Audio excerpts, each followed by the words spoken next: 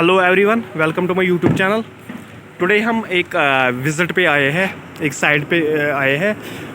आपको चाहिए एक सिविल इंजीनियरिंग स्टूडेंट को, चाहे वो एक सिविल इंजीनियर हो या सिविल इंजीनियरिंग कर रहा हो, चाहे एक साइट इंजीनियर हो, उसको इन चीज़ों के बारे में पूरा ध्यान होना चाहिए।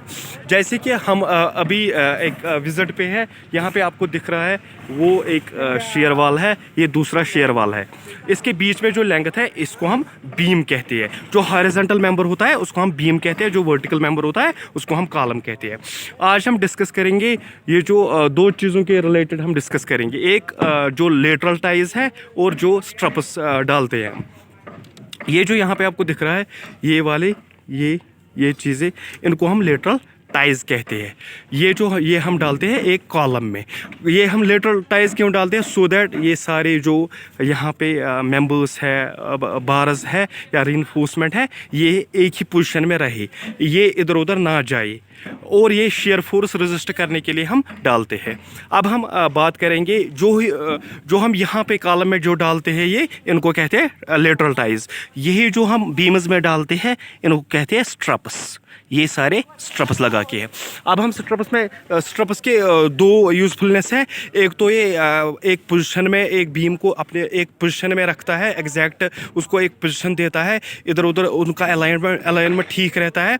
दूसरा इसका फ़ायदा ये है, ये हमें शेयर फोर्स रजिस्टर करने के लिए, फॉर एग्जांपल मैं ये यहाँ से एक मेंबर लूँगा, ये एक मेंबर है। शेयर फोर्स वो फोर्स होता है जो अपोजिट साइड जो फोर्स एक मेंबर पे होंगे। यहाँ से एक फोर्स होगा और इसके नीचे से अपोजिट वाले मेंबर पे दूसरा फोर्स होगा। फॉर एग्जांपल मैं इस पे आपको दिखाऊंगा, ये अगर यहाँ से फोर्स होगा कोई और यहाँ से फोर्स कोई आएगा और इसके नीचे से अपोजिट साइड से दूसरा फोर्स आएगा, उसको हम कहते हैं शेयर फोर्स। सो यही शेयर फोर्स रजिस्टर करने के लिए हम स्ट्रप्स डालते हैं एक बीम के मेंबर में। अब हमें क्या डिस्कस करना है? अब हम एक इम्पॉर्टेंट चीज़ जो एक सिविल इंजीनियर को चाहिए कि उसको ये इस चीज़ का ध्यान होना चाहिए, क्योंकि आपको पता ही है ये एक बीम है।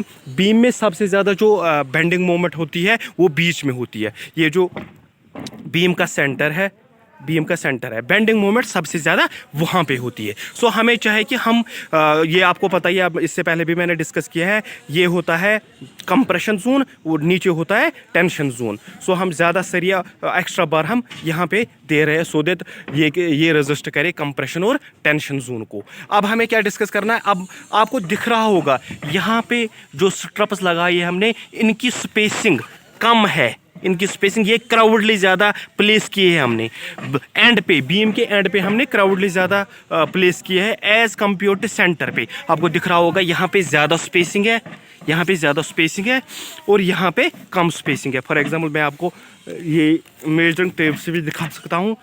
यहाँ से स्पेसिंग कितनी है? 10 सेंटीमीटर स्पेसिंग है यहाँ से, एक स्ट्रप से लेके दूसरे स्ट्रप तक। यहाँ से इससे ज़्यादा होगी। फॉर एग्जांपल यहाँ से कितना है? यहाँ से इससे ज़्यादा 7 इंची का तकरीबन स्पेसिंग है।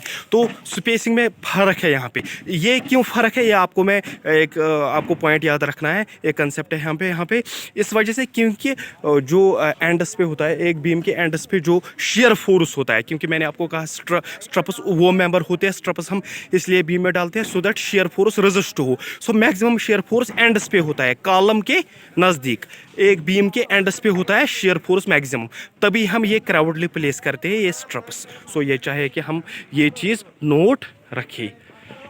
इंशाल्लाह आगे मैं इससे भी बेहतर वीडियो आपके लिए लाऊंगा। होप